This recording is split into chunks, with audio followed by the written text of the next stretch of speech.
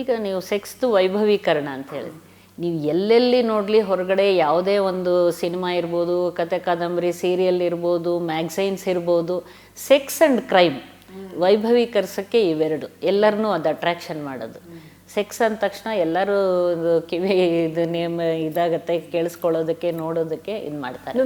Very ರೆಡಿಕ್ಯುಲಸ್ಲಿ ಅದು ನಮ್ಮ ಪ್ರತಿನಿತ್ಯ ಜೀವನದ ಪಾರ್ಟ್ ಆ್ಯಂಡ್ ಪಾರ್ಸಲ್ ಆಗಿದ್ರೂ ಕೂಡ, ಪ್ರತಿಯೊಬ್ಬರ ಜೀವನದ ಪಾರ್ಟ್ ಆ್ಯಂಡ್ ಪಾರ್ಸಲ್ ಆಗಿದ್ರೂ ಕೂಡ ಜನ ಅದ್ರ ಬಗ್ಗೆ ಒಂದು ವಿಚಿತ್ರವಾದ ಆಸಕ್ತಿ ಬೆಳೆಸ್ಕೊಂಡು ಈಗ ನಾವು ಎಲ್ಲನೂ ಒಂದು ಸರಿಯಾದ ಪ್ರಪೋರ್ಷನಲ್ ಧರ್ಮ, ಅರ್ಥ, ಕಾಮ, ಮೋಕ್ಷ ಎಲ್ಲದಕ್ಕೂ ಒಂದೇ ರೀತಿಯಾಗಿ ಅದಕ್ಕೆ ಒಂದು ಭಾವನೆ, ಬೆಲೆ ಕೊಟ್ಟಿದೆ, ಒಂದು ಸ್ಥಾನ ಸಿಕ್ಕಿದೆ.